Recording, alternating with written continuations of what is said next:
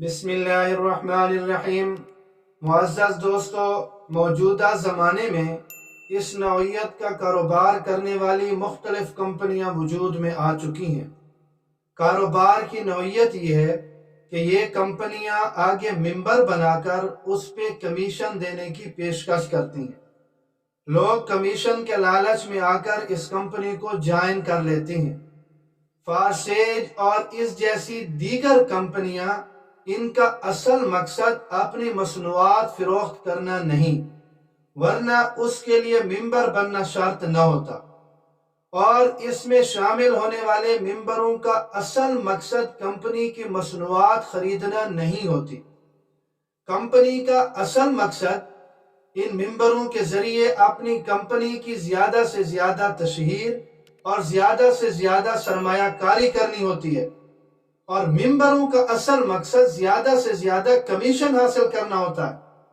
تو فارسیج اور اس جیسی دیگر کمپنیوں کا جب اصل مقصد خرید و فروخت ہے ہی نہیں، تو چند وجوہ کی بنا پر ان میں شامل ہونا اور اس سے کمائی حاصل کرنا یہ ناجائز ہے قرآن و سنت کی روشنی میں۔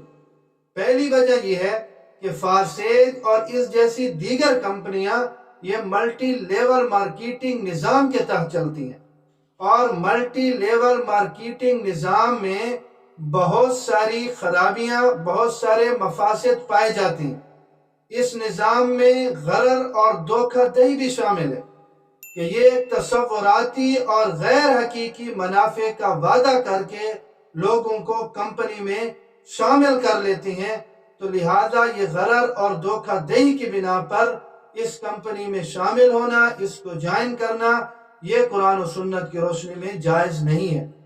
اور دوسری وجہ کہ کمپنی جوائن کرنے کے ساتھ ہی ممبر کو نفع ملنا شروع ہو جاتا ہے، جبکہ ممبر کو یہ معلوم ہی نہیں ہوتا کہ میرا ان کے ساتھ کون سا معاملہ اور کون سا عقد ہوا ہے، تو لہذا یہ عقد مجہول ہے، اور عقد مجہول کے عوض ملنے والا جو نفع ہے وہ شرعاً جائز نہیں ہے۔ اور تیسری وجہ اس کے ناجائز ہونے کی کہ بغیر محنت اور مشقت کے بالواسطہ بننے والے ممبروں اور ان کی خرید و فروخت کی وجہ سے ملنے والی اجرت لینا یہ جائز نہیں ہے۔ لہٰذا ملٹی لیول مارکیٹنگ نظام کے تحت چلنے والی کمپنی، وہ فارسیج ہو یا کوئی اور ہو، اس کا ممبر بن کے ممبر سازی کرنا اور مختلف راستوں سے مالی فوائد حاصل کرنا قرآن و سنت کی روشنی میں یہ جائز نہیں ہے۔ حلال روزگار کی فکر کریں، اس سے اجتناب کریں۔